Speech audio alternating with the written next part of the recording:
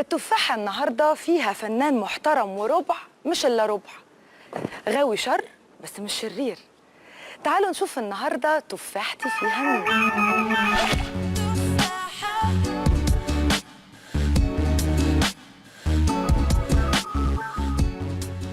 تفاحتي فيها مين؟ التفاحة النهاردة فيها محمد رجب. مساء الخير يا محمد. كل سنة وانت طيب. منورني في التفاحة. ميرسي. اتفضل. طيب بص يا محمد، احنا النهارده عندنا مجموعة تفاحات، كل تفاحة جواها سؤال. ماشي؟ ماشي. مالك مخضوض كده؟ لا مستني مستغرب. طيب جوه التفاحات دول في تفاحة واحدة هي المحرمة، يعني تقيلة شوية كده، سؤالها ملغوم. نبعد عنها دي. لا بالعكس، انا عارفاك جريء وتخش بقلب يعني جامد. مش هتشاوري علاني وتساعديني؟ ما هحاول. طيب اتفضلي. اوكي، بس انت ممكن ما تختارهاش، بس يعني انت زي ما انت عايز. تعالى نختار رقم ونبتدي باول تفاحه. يلا بسم الله الرحمن الرحيم. يلا. واحد. تفاحه رقم واحد، اما نشوف تفتكر فيها ايه. دي عربيه كوبيه طبعا. هنا التفاحه بقى بتقولك لو انت ماشي في طريق سفر ومعاك مكان واحد في العربيه، وقابلت في الطريق كل من، يعني هديلك احتمالات، واحده بتحبها، ست عجوزه مش قادره تقف، وواحد صاحبك جدا، مين اللي هيركب معاك بقى في العربيه؟ مع العلم ان مفيش مواصلات في المكان ده خالص، يعني الباقي هيفضل كده بقى على ما تفرج بقى. واحده بتحبها، اخد واحد بس. ست عجوزه مش قادره تقف، ولا واحد صاحبك جدا؟ سؤال ذكي ومحرج. التفاحه بتاعتنا ناصحه برضه قوي، يعني مش عارف هقول لك ايه يعني. ممكن يعني مش عارفه. لا مش هقول. يعني ست عجوزه، واحد صاحبي، واحده مش ست عجوزه مش قادره تقف، مش وواحده بتحبها جدا، حبيبتك يعني. تقف. حرام. الست. الست العجوزه. انا انسان يا يا حنين يا رجب. انا انسان يا حنين. طب ليه هنا ما فكرتش مثلا ان حبيبتك هي اللي تسوق العربيه وتركب معاها الست العجوزه، وانت تفضل مع صاحبك بقى على ما تفرج؟ غبي. او اناني. او اناني، يعني معقوله برضو تسيب واحده بتحبها؟ انا حنيت للست فحسيت ان انا لازم اوصلها الاول، حبيبتك يلا خليها واقفه، وهرجع اكيد هلاقيها. يلاقيها مصاحبه صاحبي. على ما تفرج. طب قول لي بقى، بتعتبر نفسك انسان شهم؟ مثلا اديني موقف اماره. لا ده احساس، يعني احساسي. انا شهم. انت شهم. وبيبان عليا، ولو ركزت سنه هتحس بده، صدقيني. طيب نركز في تفاحه جديده ورقم جديد. خلينا في 3. تفاحه رقم 3 ده رقم مهم جدا بالنسبه لي. وفعلا ليه بقى؟ يعني كتير جدا ابقى متردد في موضوع، او متردد يعني اخش على حد اتكلم في حاجه، اعد لغايه 3 واخد القرار ان انا هتكلم فعلا. قلم. هنا التفاحه بعتلك ورقه وقلم، وهنا كده مجايب برضو. اتفضلي، هتجيب لنا برضو الورقه والقلم. والتفاحه انا عايزاك ترسم، وده طبعا امر، والا لعنه التفاحه تحل علينا. هاتي قلم غامق. ماشي. برضو اسود؟ كله اسود في اسود معاك النهارده عشان يبان يبقى لايق على الطقم. تحب اللون الاسود؟ شامل ليه؟ قلت لك باين عليا. يلا بينا. هترسم ايه طيب؟ هرسم لك حاجه كده يعني. شاطر في الرسم؟ بس بقالي زمن ما رسمتش في يعني سريع ولا يعني الى حد ما. مش هترسمني اكيد يعني. انا ما اقدرش. يلا بينا. بص حتى طريقتك كده لما ماسك القلم كده، عندك الطريقه كده بمسك رسام فعلا. لازم تعمل دور رسام يا رجب.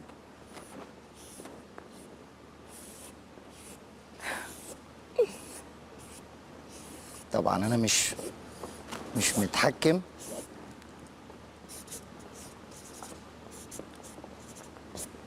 ايه نوع المزيكا ممكن تحب تسمعها مثلا وانت بترسم حاجه مثلا كلاسيك، حاجه قديمه، موزار، مش عارفه، احب اسمع حاجه مقسوم، احب اسمع حاجه انا ناعمه يعني، اي مزيكا هاديه ما يكونش تدي لك ما يكونش فيها الايحاء غنى.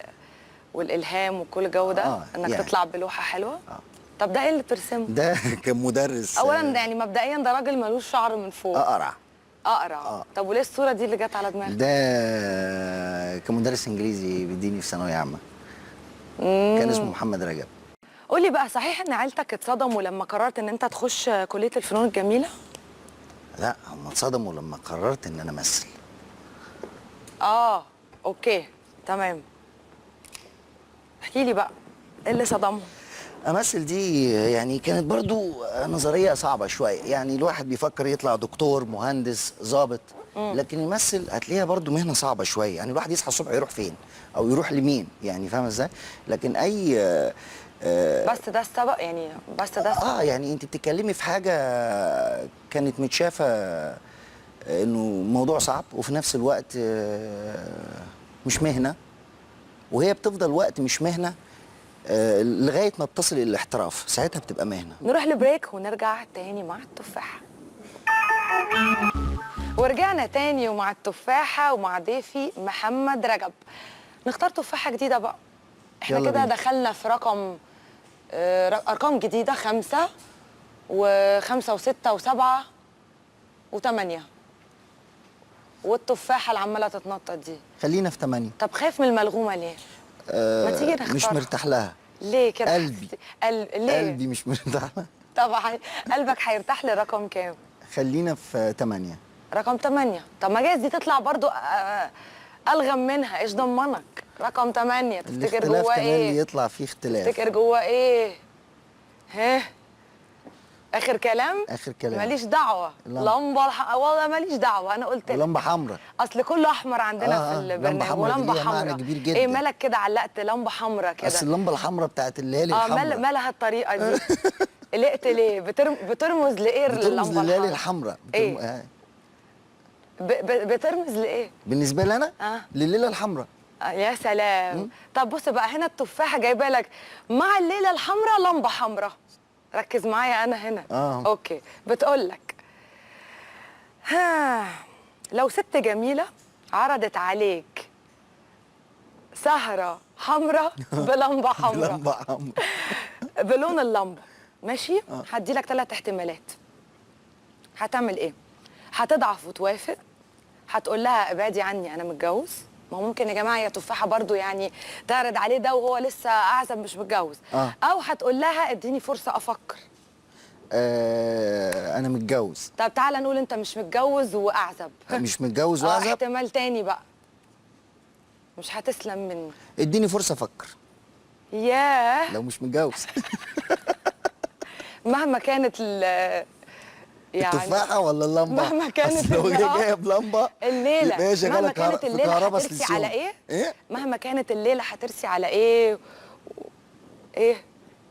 ما على حسب بقى مين اللي جايب اللمبه يا نيكول. ما هو فرضا انت مش عارف اصلا مين الشخص ما انا هقعد افكر المعني في الامر. انت حد قال لك كذا كذا كذا ورايح انت عشوائيا كده، لا بيك ولا عليك ولا داري، مجنون وماشي. طب النتيجه خيبت لك املك بقى. معقوله برضو حتى تفكر انك تروح من اساسه، ولا تقول اكبر وانا مالي؟ انت عايزاني اغير رايي؟ فيديو، تصوير، لا كذا. لا شفت بقى في عصر الانترنت؟ لا بنهزر. شفت بقى غيرت كلامك ازاي؟ الله. شفت؟ اعزب متجوز. قرارنا هو قرار واحد. اتقي الله جعل لك اما خرجه. يعني انت دايما كده ملتزم، ولا ساعات بتحس انها ممكن تقع منك؟ أو لا الحمد لله دايما. الحمد لله. طيب هنا بقى التفاحه برضو بتسالك، يعني افرض مثلا حد عجبك وبعد الجواز، بتتعامل ازاي مع الموقف؟ يعني الشيطان شاطر زي ما بيقولوا، ولا لسه عندك الحته هي لا عندي الالتزام؟ عندك طبعا. ماشي. احرجت زوجتك قبل كده ولا حصل ده ولا لا؟ ايه احرجتها؟ ازاي؟ في موقف ما يخص مثلا معجبات، حد بيغلس عليك؟ ما اكيد الواحد واحده طبعا معجبه بيك معلقه اكيد الواحد عليك. بيقابل ناس مثلا بيبقى ردود افعالها يعني مفاجاه وغريبه. يعني فالواحد بيتدارك الموقف وبيحاول يسيطر عليه يعني. ازاي؟ ها؟ ازاي نسيطر عليه ازاي طيب؟ يعني ممكن الواحد يعمل يعني مش واخد باله بتاع، بس لو في حد اقتحم بقى لازم تسيطر عليه يعني. طب من اللمبه الحمراء هنروح لتفاحه حمراء ان جديده شاء الله. ونختار رقم جديد، الا لو عايز الصفرة براحتك. احنا حاساك مش اخترنا عايز تقرب 8، منها. خلينا في ال5. تفاحة ال5. اما نشوف. اوف، تفاحة مقطومة. مين اللي يتجرأ يعني يقطع من التفاحة دي قطمة كده، ياخد قطمة من تفاحة رجب؟ عدو ولا حبيب؟ لا اكيد حبيب. حبيبة يعني. واخدة قوي عليك وتمام. وبعدين دي تفاحه متاخده يعني في شراكه في القطم. وليه ما يكونش عدو مثلا عينه في رزقك، خد منك حاجة؟ بلاش السيره دي الله يبارك. ما انا عايزة يعني عايزة اعرف، تفاحة عايزة تعرف. لا الحمد لله ما فيش. حصلش معاك خالص حد قطم تفاحتك قبل كده؟ لا حصل حصل زمان. طيب مين؟ مين ايه ده؟ انت بتتكلمي جد عشان اقول انا في البرنامج طبعا قول وكده. اكيد. لا يعني هي بتبقى عمليه الرزق ده بتبقى عمليه نصيب. الحاجه لو بتاعتك انا مع ده. بس دايما انت مش في ناس عايزه لا بس دايما هو ده اصل حقيقي احنا دايما بنقول اكيد رزقك هيجي لك في الاخر وكذا على راسي. وطالما ما جاش يبقى مش بتاعك. تمام. بس في ناس بتنكش عشان تروح خاطفه واخده الرزق ده او الحاجه دي. اقول انا مين هو بقى؟ لا يعني ودمره بقى. قول لي تحديدا في ايه، في موقف، في شغل، في يعني حد اخد حبيبتك؟ معرفش. لا مش لدرجه حبيبتي. كان في فيلم كده المفروض حضرت له بتاع سنتين وشويه. وكان هيبقى تقريبا اول طلعه ليا. و كده عارف. طلع يوم جديد. ما بقاش ليك. مين خده؟ بس ما كانتش قطمه تفاح. ايه بقى؟ كانت التفاحه بقى كلها. كانت التفاحه كلها. لكن ده عضة صغيره يعني. راح الفيلم في ثانيه. طب قولي، نقدر نعتبر ان الممثل هيثم احمد زكي خد دورك في مسلسل الصفا؟ لا ده لا ده حاجه يعني ملهاش دعوه بالموضوع اللي انت بتقوله عشان ما حدش يفتكر ان احنا بنقول تحديدا عنه. بس تقدر تعتبر ان هو كونه خد دورك في الصفا، نقدر نقول هو قطم التفاحه بتاعت رجب هنا؟ لا هو احنا في المسلسل انا اعتذرت من قبل ما يروح المسلسل لهيثم تقريبا ب6 7 8 شهور، لان الموضوع خد وقت كتير جدا يعني. الموضوع قعد له بتاع سنه بنفكر ويروح ويجي، وانا كنت داخل اصور فيلم وما اتفقناش يعني. لا خالص. تمام. طيب انت كده التفاحات هنا خلصت، هنروح لبريك ونرجع تاني بس المره الجايه هتختار الملغومه. نروح لبريك ونرجع تاني مع التفاحه.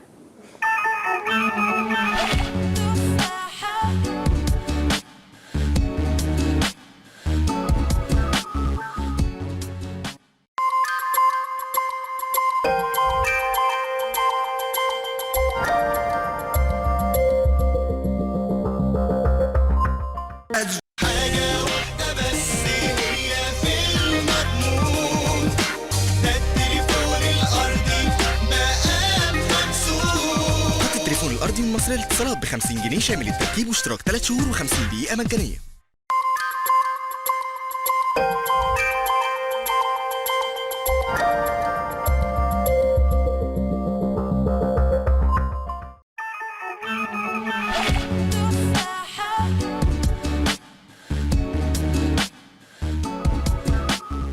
ورجعنا تاني مع التفاحة ونختار رقم جديد وتفاحة جديدة. تختار رقم كام؟ 9. احنا خدنا 8 و10. خدنا 5 و11 و12. خلينا في 10. ما تاخد الملغوم. لا 10. اما نشوف تفاحة رقم 10 طلعت فيها مخبيه حاجة له ايه؟ زهر جدا. الطاولة. ليك في الطاولة؟ شاطر. التفاحة هنا بتقولك بتعتبر نفسك ان انت محظوظ؟ لا. ليه بقى؟ يعني احيانا بس الغالب لا. لا يعني اديني ببذل أكتر. مجهود كبير جدا عشان اعرف اعمل حاجه. طب الحظ كان عامل معاك ازاي في اول ما ابتديت شغلك في الفن؟ عمل يعني الستبس او الخطوات اصل انا اللي انت ابتديت قوي يعني من بعيد جدا يعني مم. مش يعني طب ايه؟ من اول تعبت؟ سلام عليكم وكده تعبت؟ وبتاع. احكي لي موقف كده. انا مثلا يا ستي خلى نفسك كده تصعب اول دور عليك. خدته ها. اول دور خدته انا كنت في التلفزيون، وكان عندي بلاتو بعمل فيه ديكور مسلسل، وهربت من العمال وكده، والبلاتو اللي قدامي فيه مسلسل تاريخي، وكان المفروض صعب ان انا ابقى موظف وبمثل، يعني غلط، يعني ممكن الشؤون القانونيه اترفد او حاجه كده.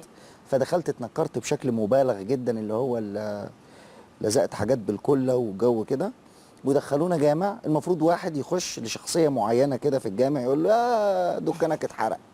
طب 6 ممكن ساعات. تعملها؟ في الاخر عشان ممكن انا اعمل كده، تعملها؟ بصي استنى بس 6 عايزاك ساعات تعملها. 6 ساعات ها. انا واقف كنتش بعمل حاجه، انا بس دوري احنا هنخرج من الجامع، ها. واحد جاي بره بيصرخ يقول للراجل دكانك اتحرق. ها. كل دوري كان عباره عن ايه؟ ايه؟ طيب انا هقول بس. دكانك اتحرق وانت هتعمل الحركه هو ده. دي. ماشي. اه دكانك اتحرق 6 ساعات 6 كانوا ساعات. مصرين يعني ليه 6 ساعات؟ منتظر ده بيغلط بتاع دكانك اتحرق والله. وانا عايز اقول الجمله دي، والمخرج مستفز جدا ان انا مصر. ها. ففي الاخر استقريت على دي، وفي الاخر عايزين يدوني اجري، والاجر ساعتها 20 جنيه، وانا مش عايز اطلع بطاقتي عشان ما بانش ان انا مهندس ديكور البلاتو اللي قدامهم. اوكي. فافتكروا انه هذا الكومبارس عنده كبرياء فاسترخموني اكتر ان انا مش عايز اطلع بطاقتي ومستغني عن لا انا شفت بلاوي. بس موقف تمام يعني. 6 ساعات عشان نروح لتفاحة جديدة ورقم جديد. هتختار رقم ايه؟ 9 و11 دول اللي فاضلين، والملغومة ما خدناش 12. 12؟ يلا. تفاحة رقم 12. الله، ديريكسيون غريبة دي. قطع غيار، يعني انا هكون بس نفسي. قطع غيار التفاحة هنا غير قطع غيار دي برضو بالنسبه للعربيه لو جيت حسبتيها هتلاقيها مثلا لسه. هنا التفاحة عايزة تسألك حاجة محددة. هنا التفاحة عايزة تقول لك مين اللي بيسوق في البيت؟ انت ولا مراتك؟ يعني مين اللي كلمته بتمشي في البيت؟ ده سؤال ده يتسأل لي انا السؤال ايه ده الوش اللي قلبته ده فجأة؟ ده سؤال يتسأل لي انا، ده معقوله؟ اكيد مراتك صح؟ اكيد انا طبعا. اكيد انت؟ طبعا. يعني كلمتها خالص طبعا. اف ليسي السيد يعني؟ ما هو النهارده بسأل يعني لا. اصل في الزمن ده خلاص بقى فيه الاخذ في والعطاء. كل الازمان اف الراجل راجل ملهاش اي علاقه. إيه ده؟ يعني يا إيه ده؟ ترى هيجي زمن بعد كده إيه ده؟ إيه يعني ده؟ إيه يبقى ده؟ الراجل إيه ده؟ ملوش دور خالص بقى؟ لا بس يعني لو كلمة الست مشيت في البيت، هل ده معناه ان هي يعني بتكسر من رجوليته؟ اكيد لا، او من شخصيته؟ اكيد لا. لا، ما احنا بقى ايه الدخله الاولانيه، مين بيسوق صح؟ مين بيسوق في البيت؟ طيب أنا. وهي الست عيب انها تسوق؟ يعني مش عيب، عيب بس الست بس هي تسوق الدخله عربية؟ بس عيب ان الست تسوق عربية؟ لا طيب. مش عيب، مش عيب طبعا، بس الراجل بيبقى هو كلمته الاولى والاخيره اكيد في البيت. طب ايه الحاجات اللي بتخليها تحديدا لمراتك هي اللي تبقى شايلاها في البيت؟ يعني البارت ده خلاص ده ليكي بقى، مسؤوليتك بقى، شيلي. والله انا اديني الدريكسيون في الاول تمام. بعد كده ببقى لطيف. يهمنا الاخر احنا مش الاول. اتضحك عليك يعني؟ لا يعني انا اسمع كلمه حاضر يبقى بعد كده لطيف. ايه؟ يعني اسمع كلمه حاضر في الاول. اسمع كلمه حاضر في الاول؟ ايوه. ايه ده يا رجب؟ اسمعيني، هو ده بجد؟ شخصيتي، اعمل ايه طيب؟ هكدب عليكي؟ لا اتفاجئت بس. بعد كده ببقى لطيف جدا. يعني بس هي مفتاحك هي كلمه حاضر جدا. اف. طيب يا تفاحه، تفاحه جديده، تفاحه جديده لضيفي الغريب. الغريب. تختار ايه بقى؟ مش عايز تخش على المحرمه ولا ايه؟ بليز. خلاص خلصوا التفاحات كده. خلاص كده. انا قلقان من التفاحه دي، مش عارف ليه. مش عايز تجمد قلبك وتختارها؟ لا مش انا. انت سوبرمان يا محمد. You are the hero. لا مش انا. You are not the hero. قلقان منها لان هي الوحيده اللي بتنط من غير رقم. صح. فمعناه ان في حاجه، فخليها كده. طب احنا كده صحيح فاضل عندنا تفاحة واحدة. التسعه. رقم 9. 9. اوكي. يلا نفتحها نشوف فيها ايه.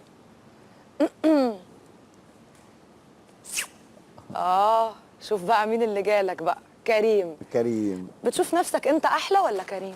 لا ما فيش حاجه يعني ما. انت كده واقف قدام المرايه وبتكلم نفسك وبتعمل مقارنه. عايز تبقى اناني، عايز تبقى مغرور، انت قدام مرايتك. بصراحه عمري ما فكرت بالطريقه دي، لان البني ادم ممكن يبقى حلو من غير ما تعرفي ليه هو حلو. يعني لا حقيقي يعني زمان كان يقول لك ايه اهم حاجه الروح. الروح. طب ايه اللي ممكن يبقى؟ ما كنتش ميال قوي لحته الروح دي يعني ايه الروح؟ يعني لا إيه الروح؟ فعلا البني ادم ممكن حلاوته في انك انت تبقي مش عارفه هو حلو في ايه او حلو ليه او شديدني ليه. طب وايه الشبه اللي ممكن تلاقيه بينك وبين كريم، سواء من بره او من جوه؟ من جوه اكيد، بما انه ما اعرفش، اكيد ما تعرفوش، بس كممثل في لا طريقه طبعا هو ممثل ادائه. هايل ونجح نجاح عظيم يعني. ما اعرفش. انا شايفها برضو الشعر كده، ممكن يكون القصه الشعر كده. الشعر مثلا. الشعر ممكن. بتستهويك المسلسلات التركيه؟ طبعا. بتحب تتفرج؟ بتشايف ان انت نفسك تعمل حاجه نفسي اعمل حاجه كده لان التركي؟ هم الصوره حلوه جدا. بيعتمدوا على الاحساس قوي مش على الديالوج.